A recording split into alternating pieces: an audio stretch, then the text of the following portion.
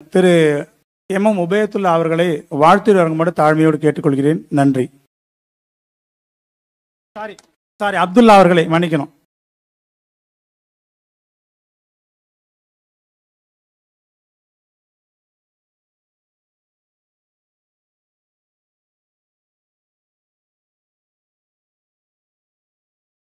உணவு காடு வளர்ப்பு மற்றும் மாபெரும் முக்கணி திருவிழாவிலே கலந்து கொண்டிருக்கக்கூடிய மேடையில் இருக்கின்ற மற்றும் எதிரில் இருக்கின்ற பெரியோர்களே, உங்கள் அத்தனை பேருக்கும் என்னுடைய காலை வணக்கத்தை தெரிவித்துக் கொள்கின்றேன்.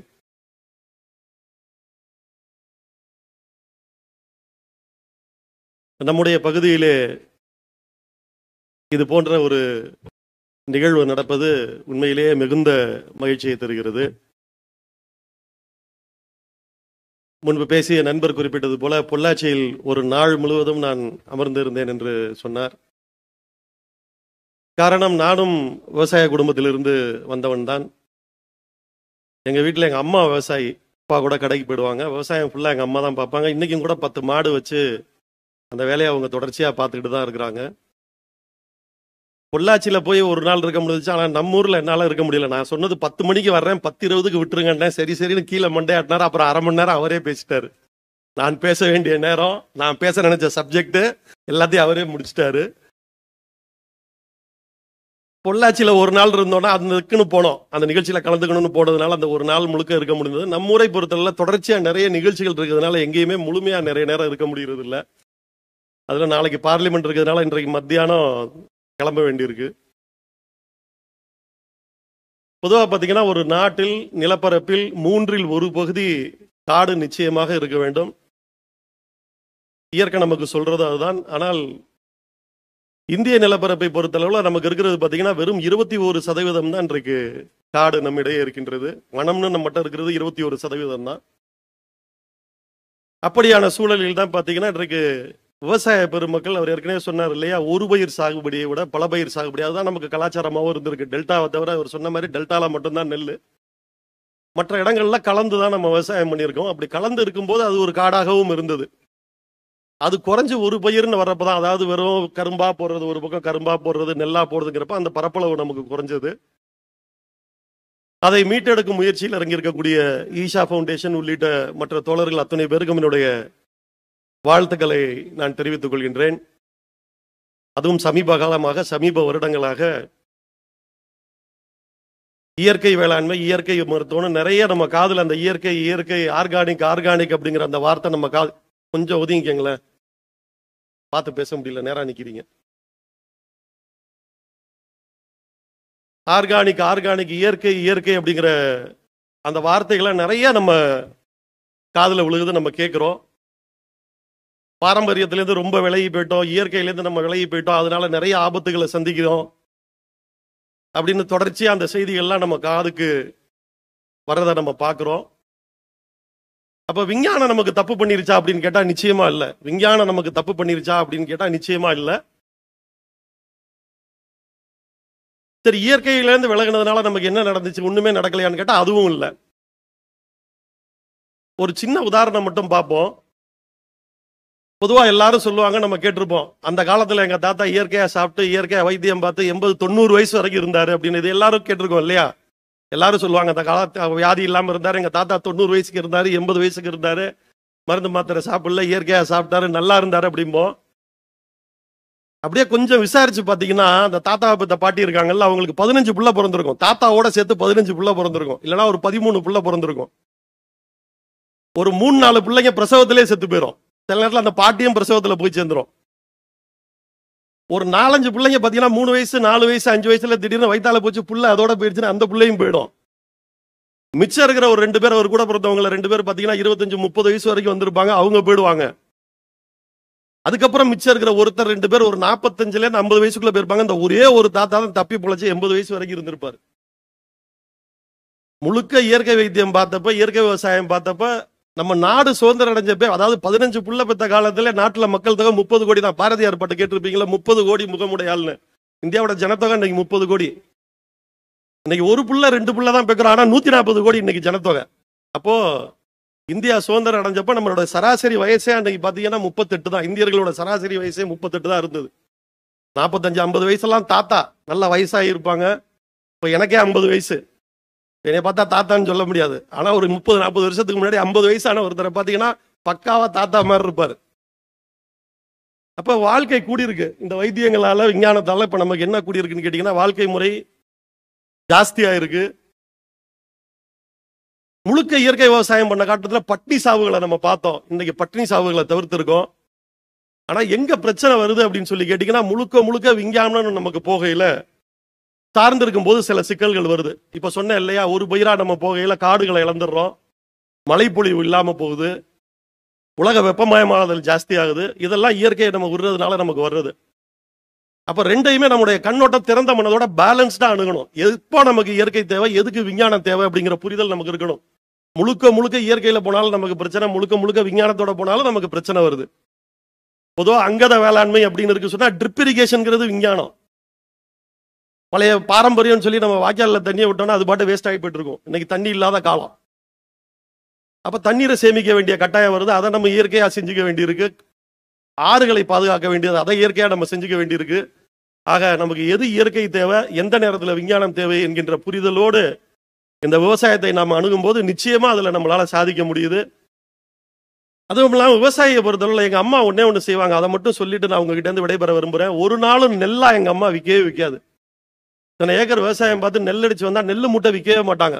மிஷினுக்கு அனுப்பி அரிசியாக்கி அரிசி மூட்டையாக தான் விற்பாங்க. அவங்களுக்கு தெரிஞ்சது நெல்லா விற்கிறத விட அரிசியாக்கி விற்றுனா இன்னும் கொஞ்சம் காசு கூடங்கிறது எங்க அம்மாவுக்கு தெரிஞ்சது. அதிலே இன்னும் நிறைய செய்யக்கூடிய வாய்ப்புகள் நிறைய இருக்கு. அதுக்காக தான் இன்றைக்கு இந்த கருத்தரங்கம். தொடர்ந்து ஒரு நாள் முழுவதும் இருந்து நீங்கள் பயன்பெற வேண்டும் என்று கேட்டுக்கொண்டு வாய்ப்புக்கு நன்றி கூறி விடைபெறுகிறேன். நன்றி, வணக்கம். நன்றி. அடுத்ததான் ஒரு சில மணித்துளிகள் புஷ்கரம் காலேஜ் திரு ராஜ்குமார் அவர்களும் திரு ராஜாராம் அவர்களும் சில மணித்துளிகளுக்கு வாழ்த்துரை வழங்குமாறு அழைக்கிறேன். திரு முதன்மையாக ராஜ்குமார் அவர்கள். மிக சிறப்பாக இங்கே நடந்து கொண்டிருக்கக்கூடிய காவேரி கூக்குரல் இயக்கம் மற்றும் ஈசா யோகா நிறுவனங்கள் இணைத்து நடத்துகின்ற உணவு காடு வளர்ப்பு மற்றும் மாபெரும் முக்கணி திருவிழாவிற்கு இங்கே வருகிறது மேடையில் அமர்ந்திருக்கக்கூடிய எதிரில் அமர்ந்திருக்கக்கூடிய உங்கள் அனைவருக்கும் என்னுடைய முதற்கண் வணக்கத்தை தெரிவித்துக் கொள்கின்றேன். உண்மையிலேயே புஷ்கரம் வேளாண்மை அறிவியல் கல்லூரியில் நானும் ஒரு ஆலோசகராக இருக்கிறேன். அந்த வகையிலே புஷ்கர வேளாண்மை கல்லூரியினுடைய சேர்பர்சன், இயக்குனர் மற்றும் செயலாளர் அனைத்து நிர்வாகத்தின் சார்பாக உங்களை மீண்டும் ஒரு முறை இந்த நிகழ்வுக்கு வரவேற்பதிலே நான் மிக்க மகிழ்ச்சி அடைகின்றேன். இன்றைக்கு மிக சிறப்பாக தமிழ்நாட்டில் மட்டுமல்ல பல்வேறு மாநிலங்களிலிருந்து விவசாயிகள் இங்கே பங்கேற்றிருக்கிறார்கள். உண்மையிலே இன்றைக்கு தேவையெல்லாம் பல்வேறு ஆய்வுகள் சொல்கிறது. விவசாயிகள் எதை பார்த்து ஆராய்ந்து செய்து காட்டி செயல்படுத்தி செய்கிறார்களோ அதை மற்ற விவசாயிகள் பின்பற்றுவார்கள் என்று சொல்கிறார்கள். அப்படிப்பட்ட நேரத்திலே இன்றைக்கு மிக சாதனைகளை புரிந்து மற்ற விவசாயிகளுக்கு ஒரு எடுத்துக்காட்டாக பின்பற்றக்கூடிய வகையில் அமைந்திருக்கக்கூடிய அனைத்து விவசாயிகளுக்கும் பாராட்டுகளை தெரிவித்து இது போன்ற விழாவை மிக சிறப்பாக இந்த புஷ்கர வேளாண்மை கல்லூரியிலே ஏற்பாடு செய்த அனைத்து ஏற்பாட்டாளர்களுக்கும் நன்றியை தெரிவித்து வாய்ப்புக்கு நன்றி உரிமைப்படுத்திக் கொள்கின்றேன். நன்றி, வணக்கம். திரு ஹரிதாஸ் அவர்கள் இவர் பலாவுக்காக நீண்ட காலமாக செயல் செஞ்சுட்டு இருக்காரு. சுருக்கமாக இந்த நிகழ்வில் அவருடைய கருத்தை வழங்குமாறு தாழ்மையோடு கேட்டுக்கொள்கிறேன்.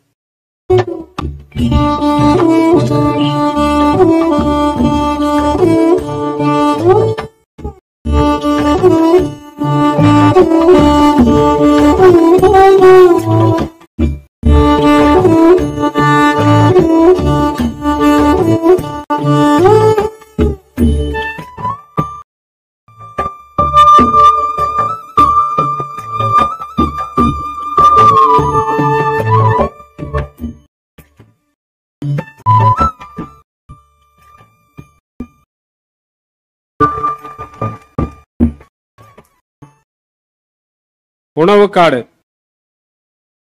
வளர்ப்புன்றத ரொம்ப நாளாக கையில் எடுத்து இந்த தமிழ்நாட்டுக்கும் தமிழ் மண்ணுக்கும் உலகுக்கும் பசுமையை உண்டாக்கணுன்ட்டு பல ஆண்டு காலமாக பணியாற்றக்கூடிய இந்த ஈஷா கூக்குரல் இயக்கத்தோட அடுத்த கையெடுப்பு பல ஆண்டு காலமாக அவங்க கையில் இருந்தது காடுகள் மட்டும், காட்டு மரங்கள், நிழல் தரும் மரங்கள். அதோட உணவு தரக்கூடிய பலா மரத்தை கையில் எடுத்தது ரொம்ப பெருமையான விஷயம். அதை கடந்த ஆண்டு தொடங்கி ரொம்ப விரிவாக இப்போ பண்ணியிருக்காங்க. இந்தியாவிலேயே தமிழகத்திலேயே இந்த புதுக்கோட்டையில் இந்த நிகழ்வை நிகழ்த்திருக்கக்கூடிய இந்த ஈஷா கூக்குரல் இயக்கத்துக்கு எனக்கு சந்தர்ப்பம் அளித்ததுக்கு முதற்கண் எனது பலா வணக்கங்கள். எல்லோருக்கும் எனது பலா வணக்கங்கள். இந்த உணவு காட்டில் மா, பலா, வாழை இந்த மூன்றையும் கையில் எடுத்திருக்காங்க. பல மற்ற பயிரையும் கையில் எடுத்திருக்காங்க. நான் பல ஆண்டு காலமாக பலாவை பற்றி மட்டுமே பேசிட்டு இருக்கேன். பலா வளர்த்தா எல்லா பலன்களும் கிடைக்கும் அப்படின்ட்டு. பாரினிலே சிறந்த மரம் பலாமரம், ஒரு கற்பக விருட்சம். ஒரு விதையை எடுத்துட்டு 4 வருஷம் பராமரிச்சால, இல்லை ஒரு கண்ணை எடுத்து 4 வருஷம் பராமரிச்சா 50 தலைமுறைக்கு பலன் தரும் அப்படின்றது ஒரு புதிய செய்தியா உங்களுக்கு இருக்கும். இதுதான் உண்மை. இது எந்த குடும்பத்தை சேர்ந்தனா பலா குடும்பம், மோரேஷ் என்ற பலா குடும்பம். இதனுடைய துணை உறுப்பினர் யாருன்னா ஆலமரம், அரச மரம், அத்தி மரம், மல்பரி மரம். இந்த மரத்திலே தலையாயதுன்னா பலாமரம். இது என்ன இதுல சிறப்பு என்ன? நமக்கு தெரிஞ்சது சுளையை சாப்பிட்டா பலான உடனே இனிப்பான சுளை. இது சுளை மட்டும் தரவில்லை, உலகத்துக்கு எல்லா பாதுகாப்பையும் தருகிறது. பிஞ்சிலிருந்து 6 நாள் பிஞ்சிலிருந்து 100 நாள் 120 நாள் வரைக்கும் மர காய்கறியா பயன்படுத்தலாம். கால் முத்தலை பயன்படுத்தலாம், அரை முத்தல் பயன்படுத்தலாம், முக்கா முத்தல் பயன்படுத்தலாம். இந்த கரியா பயன்படுத்தலான்றது மக்களுக்கு போய் சேர்ந்ததுக்காக தான் உங்க முன்னாடி நிற்கிறேன். பலான்னா பழம் மட்டும் சுளை மட்டுமல்ல, பல விஷயங்கள் இருக்கு. இதனுடைய பெருமை என்ன? இது நிழல் மட்டும் தராது, மண் வளத்தை கூட்டும். நீங்க மானாவாரி விவசாயத்துக்கு மிகச்சிறந்தது. இன்னைக்கு தண்ணி இல்லைன்னு சிரமக்கூடிய மாவட்டங்கள் நிறைய இருக்கு. மானாவாரியில 4 வருஷம் காப்பாற்றி தண்ணி விட்டுட்டா 50 தலைமுறைக்கு நிலத்தடி நீர் சுரண்டாமலே உங்களுக்கு சாப்பாடு கொடுக்கும், நிழல் கொடுக்கும், பணம் கொடுக்கும், பழம் கொடுக்கும், காய்கறி கொடுக்கும். அகிலம் காக்கக்கூடிய அற்புதமான மரம் பலா மரம்னா அதுக்கு மாற்று கிடையவே கிடையாது. பலா ஒரு சர்வரோக நிவாரணி. ஒரு விவசாயிக்கு என்னென்ன சங்கடங்கள் வரும்ன்றது உங்களுக்கு தெரியும். ஆளு பிரச்சனை, தண்ணி பிரச்சனை, உரம் பிரச்சனை, அந்த மாதிரி இடுபொருள் மருந்து அடிக்கணுன்ற பிரச்சனை, அறுவடை பண்ண பிறகு விற்கிறதுக்குன்னு பிரச்சனை, அறுவடை பிரச்சனை, இத்தனையுமே எல்லாத்தையும் ஒப்பிட்டா எளிமையா எல்லாமே கைக்குள்ள வரக்கூடியது பலா. ஆக சர்வரோக நிவாரணி, சங்கட நிவாரணி அப்படின்னா பலா தான் முன்னணிக்குது விவசாயத்துல. அடுத்தது பலா ஒரு பாதுகாப்பு தருன்னு சொல்றேன். பலவிதமான பாதுகாப்பு, 1 2 எல்லாம் கிடையாது. அரசாங்கத்துல அரசியல் அமைப்பு சட்டத்துல நமக்கு பல உரிமைகள் இருக்கு. Right to food security, right to education, இந்த மாதிரி பல விதமான உரிமைகள் ஒத்தாளா நின்றுட்டு உங்களுக்கு உணவையும் கொடுக்கும்.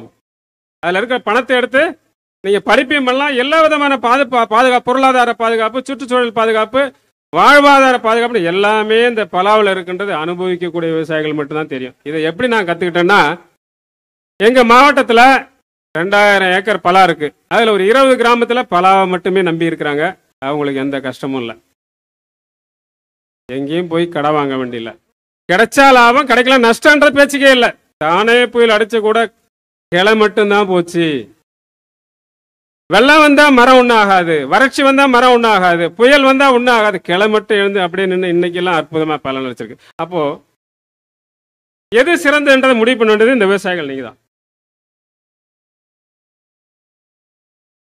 அடுத்தது மாப்பலா வாழையை பல ஆண்டு காலமா நம்ம கொண்டாடிக்கிட்டு இருக்கோம். முக்கணிகள். முன்னாடி இருக்கிறது மா, பின்னாடி இருக்கிறது பலா. முதன்மையானது முன்னாடி இருக்கிறது மா, பின்னாடி இருக்கிறது வாழை. பலா எங்க இருக்குன்னு ஒரே ஒரு நிமிஷம் நினைச்சு பாருங்க. மா, பலா, வாழை. இந்த மேடையில் உட்கார்ந்துருந்தா நடுவில் யாரை உட்கார வைப்பாங்க பாருங்க. சாதாரணமானவன் இல்லை. தமிழ் முக்கணியில மாப்பலா வாழைன்னு வச்சது யாருன்றது ஒரு நிமிஷம் நினைச்சு பாருங்க.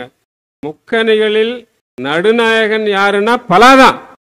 இதை நம்ம யோசிக்கல, ஆராய்ச்சியாளர்கள் நினைக்கல, அரசியல்வாதிகள் நினைக்கல, விவசாயிகளும் நினைக்கல. நீங்க நினைச்சுனா நீங்க தான் நடுநாயகன், பலா கையில இருந்தா நீங்க தான் முதலாளி. இதனுடைய சிறப்பு என்னன்னு சொல்றேன். பலாவுக்கு ஒப்பாரும் இல்லை மிக்காரும் இல்லைன்றது இந்த பேசி முடிச்ச பிறகு உங்க சந்தேகம் தான் என்ன கேளுங்க. பலாவுக்கு ஒப்பானது இல்லை உலகத்துல, இதை தாண்டின மிஞ்சினதும் கிடையாது. எப்படின்ற ஒரு சில வரிகள்ல சொல்றேன். உலகத்திலேயே அதிக எடையுள்ள பழம் 120 கிலோ. யாராவது நினைச்சு பார்க்க முடியுமா? யாராவது பார்த்துருப்பீங்களா? நான் பார்த்துருக்கேன். பண்ருட்டில் விளையுது. எல்லா மரம் நூற்றுக்கணக்கான நம்ம 2.5 லட்சம் தாவரங்கள்ல ஒரு 1000 மரங்கள்ல தலை சிறந்தது பலா. எப்படி? இதை ஆடு மாடு திங்க உதவும் தீவனத்தை. எல்லா மரத்தையும் திங்காது. 6 நாள் பிஞ்சிலிருந்து 120 நாள் வரைக்கும் அதை கறியா பயன்படுத்தலாம். அதுல பலவிதமான பொருட்கள் உள்ளடங்கியிருக்கு. இயற்கை சீற்றங்களை தாண்டி வளரும். இது ஒரு நம்ம ஔவையார் பண்ண ஆத்திச்சுடி மாதிரி ஆனாவிலிருந்து அகர வரிசையில் நான் எழுதின கவிதை. இயற்கை சீற்றங்களை தாங்கி வளரும். இயற்கை சீற்றம்னா வரிசைப்படுத்தினா நிறைய நேரம் ஆகும். ஐயா என்ன சொல்லிட்டாங்க? சீக்கிரமா முடிங்க. யானையை போய் பானையில் அடைங்கன்னு சொல்றாரு நம்ம தமிழ் மரன். கொஞ்சம் கஷ்டம். தப்பு தவறி பானை உடஞ்சிடலாம். ஈன நோய்களுக்கு பாதுகாப்பு தரும். மனுஷனுக்கு இன்னைக்கு 4-5 வியாதிகள் விரட்டிட்டு தமிழ்நாட்டை உலகத்தை. நீரிழிவு நோய், உயர் ரத்த அழுத்தம், கேன்சர், உடல் பருமன். நான் சின்ன பிள்ளையாருக்குள்ள பெரிய, அதாவது உடம்பு பருமனாகலாம் இல்லை. இப்போ எல்லா உணவுகளும் கிடைக்குது, எண்ணெய் கிடைக்குது, எல்லாத்தையும் நிறைய சாப்பிட்றாங்க. டிவி பார்த்து தொலைக்காட்சியும் நம்ம செல்போன்லையும் உடம்ப வீணாக்கிட்டு இருக்காங்க. தொலைக்காட்சி இருந்து வெளியில வாங்க. ஈன நோய்களுக்கு பாதுகாப்பு தரக்கூடியது பலாவின் பிஞ்சும் சுளையும் மாவும். உன்னத உயிர் சத்துக்கள் பல தரும். ஒரு மனுஷனுக்கு தேவையான கலோரி, உயிர் சத்துக்கள், வைட்டமின்ஸ் ABC, மாவு சத்து, கொழுப்பு சத்து, புரதச்சத்து, தாது பொருட்கள், பாஸ்பரம், இரும்பு சத்து, மக்னீசியம், காப்பர், இதெல்லாம் ஒன்னா வச்சிருக்கணும். 5-6 பொருளை சாப்பிட்டாதான் உங்களுக்கு கிடைக்கும். நார் சத்து ரொம்ப முக்கியம். இன்னைக்கு நீங்க சாப்பிடக்கூடிய உணவுகள் ஒரு நிமிஷம் அப்படியே நினைச்சு பார்த்தீங்கன்னா 1% குறைவான நார்ச்சத்து உள்ள சாப்பிட்றதால தான் டாய்லெட் போனீங்கன்னா 5 நிமிஷம் ஆகும். பலா சாப்பிட்றவங்களுக்கு அரை நிமிஷம் 30 செகண்ட்ல டாய்லெட் விட்டு வெளில வரலாம். அப்ப யாரு சிறந்தவங்க, ஆரோக்கியம் எங்க இருக்குன்னு பாருங்க. உன்னத உயிர் சத்துக்கள் பலவும் தரும். ஏக்கருக்கு 2 லட்சம் லாபம் தரும். உட்கார்ந்த இடத்துல 4 வருஷத்துக்கு அப்புறம் ஆரம்பிச்சு 2 காயில ஆரம்பிச்சு 500 காய் வரைக்கும் போகும். காயாகும், கனியாகும், உணவே மருந்தாகும். 20 தலைமுறையில் 50 தலைமுறைக்கு தரும். 20 தலைமுறைன்னு சொல்லல ஐயோ அப்படின்னு நினைப்பீங்க. தவறு. 1000 ஆண்டு தாண்டிய பலாமரங்கள் மேற்கு தொடர்ச்சி மலையில இருக்கு. நான் பார்த்துருக்கேன். நீங்க எல்லாம் பாருங்க. இன்னைக்கு நாமக்கல் போனீங்கன்னா, கொல்லிமலைக்கு போனீங்கன்னா 500 ஆண்டை தாண்டி 6 பேர் கட்டி பிடிக்க முடியாது. பண்டூட்டில் இருக்கிறது 4 பேர் கட்டி பிடிக்க முடியாது. அவர் நம்ம ஐயா ராமசாமி சமரத்தியார் வீட்டில் இருக்கக்கூடியது அந்த மரமே 400 ஆண்டை கடந்தது. அவரே 250 தவறா சொல்லிட்டு இருக்காரு. 4 பேர் கட்டுப்பிடிக்காத மரங்கள் வளர்றதுக்கு நிச்சயமா 400 ஆண்டு கடந்திருக்கும். அவருக்கு யார் வச்சாங்கன்றது மூதாதையருடைய சிறப்பு தெரியல. அது ஒரு தகவல். மாமிசத்துக்கு மாற்றாகும். இன்னைக்கு அசைவ உணவால உடம்பை கெடுத்துக்கிட்டு பலவிதமான நோய்களுக்கு ஆளாக்கிட்டு சிக்கன்லாம் சாப்பிட்டுட்டு இருக்காங்க. நிறைய உடம்பை கெடுத்துக்கிட்டு இருக்காங்க. சிக்கன், மட்டன் எல்லாத்துக்குமே சிறந்த மாற்று டெண்டர் ஜாக் ஃப்ரூட், பச்சை பலாக்கறி. பச்சை பலா பிஞ்சை சின்ன சின்ன துண்டு ஊரங்களை துண்டா எடுத்துக்கிட்டு கேரளாவில் இன்னும் ஏற்றுமதி அளவு 2000 கோடி. 10 ஆண்டுகளுக்கு முன்னாடி 0ல இருந்தவங்க இன்னைக்கு எக்ஸ்போர்ட்ல பலா எக்ஸ்போர்ட் மட்டும் 2000 கோடி. They are the expert, they are the hero இந்தியாவில். மாமிசத்துக்கு மாற்றுன்ற உணர்த்துக்கிட்டு மாமிசத்துல என்னென்ன செய்யலாமோ அத்தனையும் செய்யலாம். முழு உணவாகும். இன்னொரு சிறப்பு என்னன்னா, இன்னைக்கு முழு உணவா சாப்பிட்றது காலையில டிஃபன் சாப்பிடுவேன். அரிசியில செஞ்சது, கோதுமையில செஞ்சது, மக்காச்சோளம் இல்லை. இந்த உலகத்தை இனிமேல் 20 ஆண்டுகள் பிறகு காப்பாற்ற போது நீங்களாம் வளர்த்தீங்கன்னா அந்த உலகத்தை காப்பாற்ற போது, சுற்றுச்சூழலை காப்பாற்ற போறது பலா மட்டுமே. இது ஸ்டேபிள் ஃபுட். எப்போ வேணாலும் முழுசா சாப்பிடலாம். உங்க வயிறு ஒன்றும் பண்ணாது. எல்லாமே மிதமா இருக்கு. அளவா சாப்பிடணும். ஓசை எழுப்பும் இசைக்கருவிகள் தரும். இன்னைக்கு 2000 மரங்கள் சொல்றோம். அந்த மரத்துல இசைக்கருவிகள் தவில், தம்புரா, வீணை இன்னும் நிறைய இருக்கு. இதெல்லாம் செய்யறதுக்கு ஏற்ற மரம் ரெசனன்ஸ் சொல்றது. அந்த பால் இறுகின பிறகு மெட்டாலிக் சவுண்ட் கொடுக்கக்கூடியது இந்த பலா மட்டுமே. அப்ப பெருமைகளை ஒன்னொன்னா பாருங்க. அகரவரிசையில் அதிக இடையில இருந்து அடுத்து ஔடதமாகி தீரா நோய்களுக்கு தீர்வு தரும். இன்னைக்கு மனுஷனுக்கு இருக்கக்கூடிய 25 வகையான நோய்கள், ஜுரத்திலிருந்து, சளியிலிருந்து, ஆஸ்மாவிலிருந்து, வயிற்றுப்போக்கிலிருந்து, இன்னும் சொல்லப்போனா மலடை போக்கக்கூடியது பலாவில் இருக்கு அப்படின்னு பிரான்ஸ்ல கண்டுபிடிச்சிருக்காங்க. அதனால இதை பட்டியலிட்டு பண்ணா நிறைய நேரம் ஆகும். அதனால எந்த விதமான உறுப்புகளையும் உடலுக்கு ஒட்டுமொத்த ஆரோக்கியத்தை கொடுக்கறதால பலா உணவுகளை பிஞ்சில இருந்து பழத்து வரைக்கும் சாப்பிட்றவங்களுக்கு வியாதி அண்டாது. அதுதான் பலா. பண்ருட்டி பலா, புதுக்கோட்டை பலா, தமிழ்நாடு பலா, ஒரிசா பலா, ஒடிஷா பலா, மகாராஷ்டிரா பலா, கர்நாடகா ஆந்திரா பலான்னு சொல்லிட்டு ஒரு பழத்துல இப்போ ஒரு வாழைப்பழம் எடுத்துங்க, தோலை உரிச்சா உள்ள சொலை மிஞ்சினா சின்ன சின்ன கருப்பு புள்ளி இருக்கும், அது பொய் விதையுள்ள வாழைப்பழம் இருக்கு. அப்போ ஒரு பழத்துல 2 தான் இருக்கு, தோலும் சுளையும். நீங்க ஒரே நிமிஷம் கற்பனை பண்ணுங்க, ஒரு பலாவை எடுத்தா பலாவில் உள்ள சிரமங்களே எங்க ஆரம்பிக்குதுன்னா அதை அறுத்து சாப்பிட்றதுல தான். பலாவை எடுத்தா மேல முள்ளு, கடுமையான முள்ளு, உள்ள ஒரு சின்ன தோல் பஞ்சு மாதிரி, அடுத்து சுளைக்கு உள்ள ஒரு கொட்டை, கொட்டைக்கு மேல ஒரு தோல், நடுவில் ஒரு தொண்டு, 6 விதமான கூறுகள். கொட்டை மேல உறுதியா பிளாஸ்டிக் மேல இருக்கிறத தவிர மீதி எதை வேணாலும் கொஞ்சமாவோ அதிகமாவோ சாப்பிட்டோம்னா எல்லாத்துலயும் சத்து இருக்கு. எத்தனை பேர் சாப்பிட்றோம்? சுளைய சாப்பிட்றோம். அந்த சக்கையில பக்கோடா போகலான்றது 2 வருஷத்துக்கு முன்னாடி வீடியோ போட்டோம். 3.5 மில்லியன் 4 மில்லியன் பேர் பார்த்துருக்காங்க. ஒரு நடிகர் ஏதாவது கிளிப்பிங்ஸ் போட்டாங்கன்னா கோடிக்கணக்கில் போகுது. வருத்தமா இருக்கு. விவசாயிகள்லாம் பார்க்கணும்னு சொல்றேன். கிட்டத்தட்ட 100 யூடியூப்ல என்னுடைய ப்ரோக்ராம் இருக்கு தகவலுக்கு. வேரிலிருந்து இலை வரை மூலிகையாகவும் மருந்தாகும். வேற கஷாயம் கொடுத்தா ஆஸ்துமா போயிடும். இலையினோட சிறப்பை சொல்லணும்னா 1 நாள் ஆகும். எல்லாத்தையும் anti viral, anti fungal, anti bacterial properties, ஒவ்வொன்றிலையும் ஒவ்வொரு பட்டையில ஒரு ப்ராப்பர்ட்டிஸ் இருக்கு. இலையில ஒன்று இருக்கு. பலாவை நம்பினால், பலாவை வளர்த்தால் 100 ஆண்டுகள் எல்லாம், அதை தாண்டி 300 ஆண்டுகள் ஒரு ஆயா இருக்கிறதா கேள்விப்படுறேன். அது முடியும். பலாவை மட்டுமே சாப்பிட்டுட்டு 300 ஆண்டுகள் வாழ முடியுன்ற நான் சொல்றேன். பலா சாகுபடி நிறைவான வாழ்வும் நிம்மதியும் நீண்ட ஆயுளும் மனித தேவைகள் யாவையும் தரவல்ல கற்பக விருட்சம் என்றால் அது மிகையாகாது.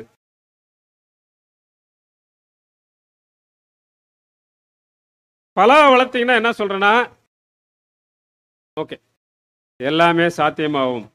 சுருக்கமா சொல்லணும்னா, ஒரு நாள்ல 24 மணி நேரத்துல காஃபியில் ஆரம்பிச்சு, பல்பொடியில் ஆரம்பிச்சு, கடைசியா நம்ம படுக்க போக முன்னாடி பிரியாணி, இது மத்தியானம் சாப்பிட பிரேக்ஃபாஸ்ட் எல்லாத்தையும், டின்னர் எல்லாத்தையும் முடிச்சுட்டு என்ன சாப்பிட்டாலும் இந்த பலாவில் சாத்தியம். இந்த உலகத்துல மாற்று இல்லாத, எனக்கு சீக்கிரம் முடிக்குன்னு சொல்றது கொஞ்சம் சிரமம் எனக்குன்னா, இந்த சந்தர்ப்பம் இல்லை, உங்களுக்கு நல்ல தகவல் கொடுக்கறதுக்கு ஒரு நேரமும் எனக்கு வேணும். இந்த உலகத்துல மாற்று இல்லாத எது? 2 தாவரத்துக்கும் தாய்க்கும் மாற்று கிடையாது. தாய் இல்லாம இன்னொரு உயிரினம் வராது. கரு இல்லாத இந்த உலகமே இல்லை.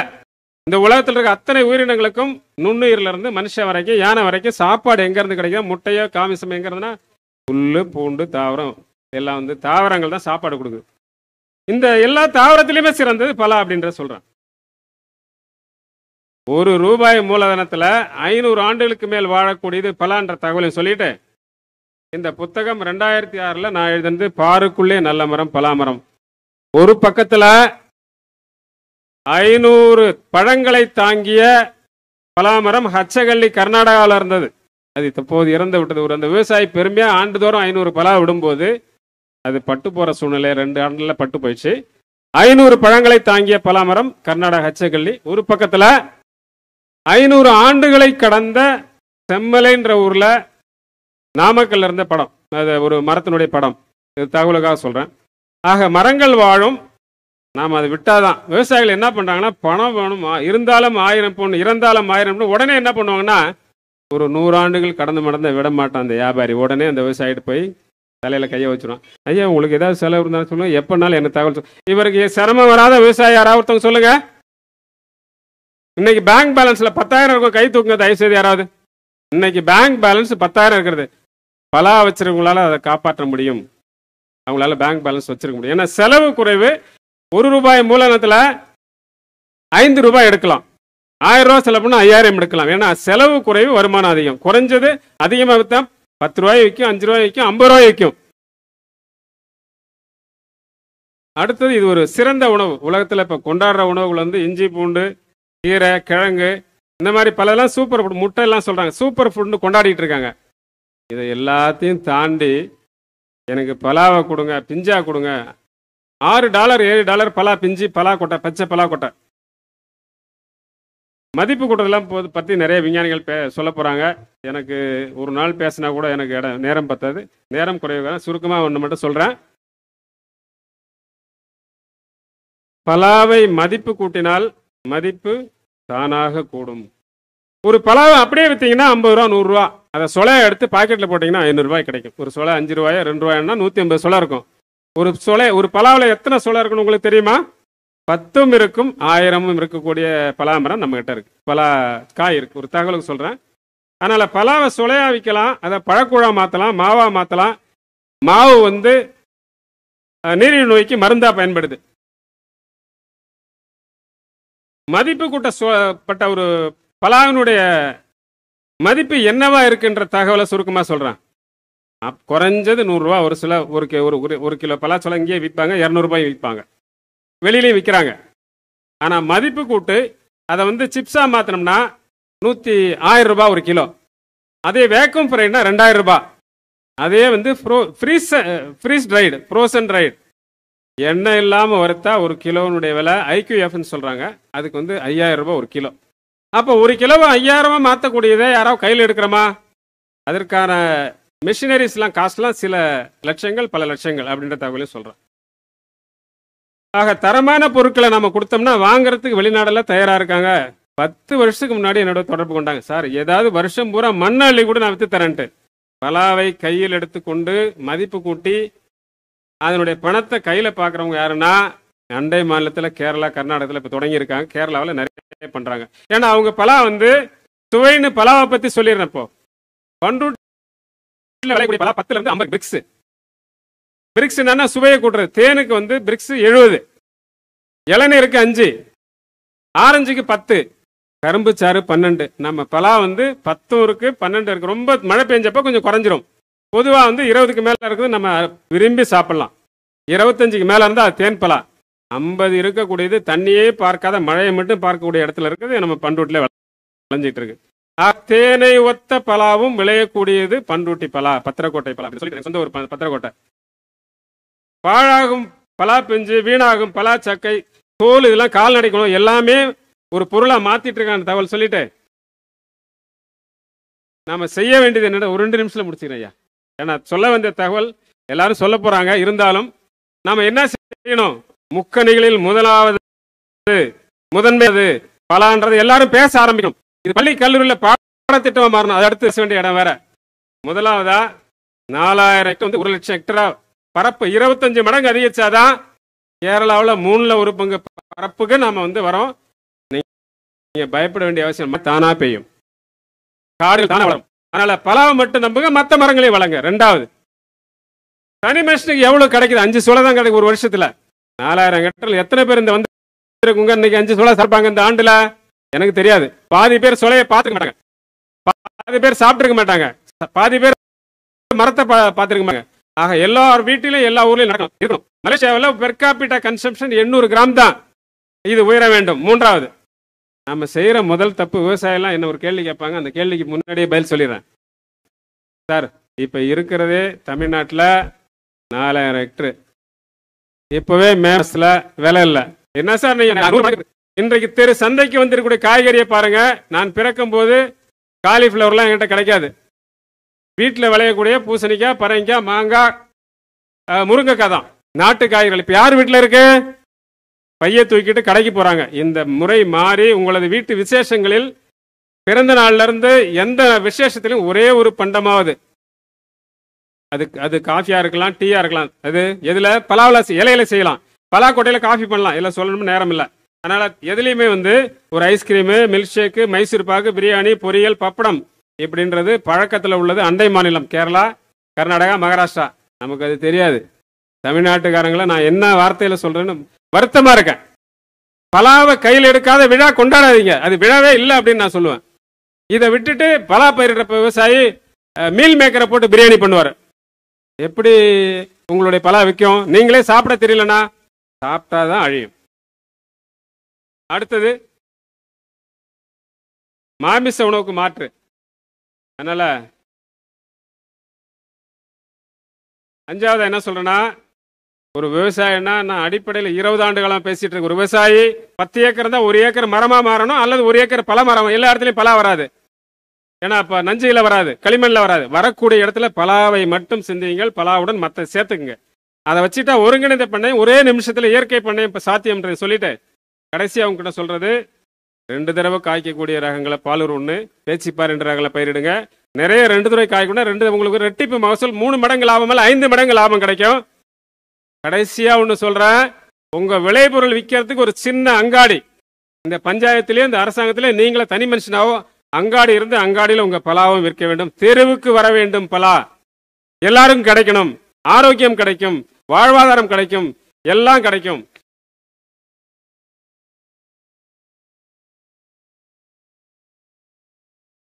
ஒரு 4 கேள்வி விட்டுட்டு நம்ம தமிழ்மாறனுக்கு நன்றி சொல்லிட்டு வரேன். பலா இருக்கும் இடத்தில் குடியிருங்கள். பலா எங்க இருக்கும்னா எங்க நல்ல மண்ணில் மட்டும்தான் இருக்கும், கலர்ல இருக்காது, சுண்ணாம்பு மண்ணில் இருக்காது. 5 கேள்விகள். உலகிலேயே அதிக எடையுள்ள பழம் தருவது எது? எந்த பழத்துல பழமும் விதையும் கொட்டையை சாப்பிடலாம், எதுல சாப்பிட முடியும்? முழு உணவா சாப்பிடலாம், பிஞ்சாக கனியாக முழு உணவாக எப்ப வேணாலும் முழுசா சாப்பிடலாம், சுட்டு சாப்பிடலாம், பச்சை சுளையை சாப்பிடலாம், பழுத்த சுளையை சாப்பிடலாம். எந்த உணவிலும் சேர்ந்து சுவையும் நிறமும் மனமும் கூட்டுவது எது? பல உடல் உபாதை, நீரிழிவு, உயர் ரத்த அழுத்தம், உடல் பருமன், எல்லாரும் குண்டா இருக்கிறாங்க, மலச்சிக்கல், கேன்சர், HIV, எய்ட்ஸ்.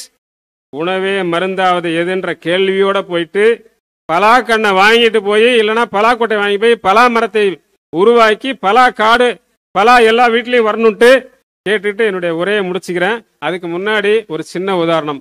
ஒரே பொருள்ல இருந்து பலாவை சொலைய கூடாக்கி வெல்லம் போட்டா 1, இந்த பக்கம் சில்லிஸ் மிளகா பொடி போட்டா 1, சக்கரை போட்டா 1, வெல்லம் போட்டா 1. இந்த மாதிரி ஒரு பொருளை எப்படி 600 பண்றாங்கன்றது ஒரு சின்ன உதாரணம். பலா கூடாக்கி அப்படியே வெயில்ல மிளகாத்தூள் போட்டு காய வச்சிங்கன்னா 3/4 அங்குலம் 1/4 அங்குலம் மாறும். சர்க்கரை போட்டா 3/4, அதுக்கு பேர் பார் லெதர். இது மாம்பழத்தில் செஞ்சு கடையில் வட மாநிலம் விற்கும், இங்கே யாருக்குமே பார்னா தெரியாது, வேற ஒன்று நினைப்பாங்க. உலகமே அதில் மீண்டு வராமல் நிற்கிது. தயவுசெய்து இந்த பாரை செஞ்சீங்கன்னா ஒரு வருஷம் வச்சிருந்து சாப்பிடலாம். குழந்தைகளுக்கு பலாவிலேயே சிப்ஸ்லேருந்து எல்லாம் செஞ்சு உணவு பண்டங்கள் கடையில் வாங்கி பிஸ்கட் வாங்குறத விட்டுட்டு பலா உணவுகளை சாப்பிடுங்கள். பலா இல்லாமல் விழா கொண்டாடக்கூடாது என்று கேட்டுக்கொண்டு வாய்ப்பளித்த இந்த மரத்தை கையில் எடுத்த பலாவை மட்டுமே மேம்படுத்தினால் இந்த உலகத்தை காப்பாற்ற முடியும். நான் செய்தி 25 ஆண்டுகளமா செஞ்சுட்டு இருக்கிறத தமிழ்மாறன் ஐயாவுக்கு வாங்க வாய்ப்பளித்து நன்றி தெரிவித்து இதை இந்த நிலையில விடக்கூடாது. எல்லா வீட்லையும் பலா இருக்கணும், எல்லா தோட்டத்திலையும் இருக்கணும், ரோட்லயும் இருக்கணும். உங்க வீட்டில் பலா இல்லைன்னா நீங்க முழுமையான விவசாயி இல்லை அப்படின்ற நான் பறைசாட்டணும்னு நினைக்கிறேன். பலாவோட வாழுங்கள், நிம்மதியாக வாழுங்கள், ஆரோக்கியமாக வாழுங்கள், வாழ்வாதாரம் உங்களுக்கு தானா கூடும் என்று கூறிட்டு வாய்ப்பளித்ததுக்கும் எனக்கு பொறுமையா இருந்து கேட்டவங்களுக்கு நன்றி தெரிவித்து விடைபெறுகிறேன். வணக்கம்.